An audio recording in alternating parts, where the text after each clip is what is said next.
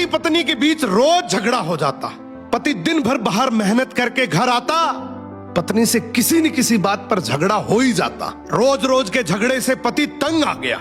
एक दिन उसने अपनी पत्नी को प्यार से समझाया कि तू रोज मुझसे लड़ा मत कर। तो पत्नी बोली, क्या करूं, मुझे गुस्सा आ जाता है, मैं अपने गुस्से को कंट्रोल नहीं कर पाती हूं।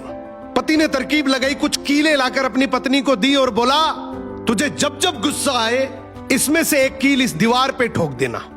अब शुरू में पत्नी ने वैसा ही किया, जब उसको गुस्सा आता वो दीवार पे एक कील ठोक देती। फिर उसे एहसास हुआ कि कील ठोकना आसान काम नहीं है, तो वो कोशिश करने लगी अपने गुस्से को काबू करने की। धीरे धीरे कोशिश करते करते उसने अपने गुस्से पर काबू करना सीख लिया। अब रोज का झगड़ा होना भी बंद हो गया। फिर एक दिन पति ने कहा कि अब जब भी लगे कि गुस्सा शांत हो गया है तो दीवार में से एक एक करके कील निकाल देना। पत्नी ने फिर वैसा ही किया। जब उसे लगता कि उसका गुस्सा शांत हो गया है, वो अपने गुस्से को कंट्रोल कर पा रही है, तो वो दीवार में से एक कील को हटा देती। अब समय के साथ दीवार से कीलें तो सारी हट गई, लेकिन उन कीलों से दीवार पर हमेशा के लिए बहुत गहरे निशान पड़ गए। अब उस पति ने अपनी पत्नी को जो समझाया वो हमारी जिंदगी में बहुत काम आएगा।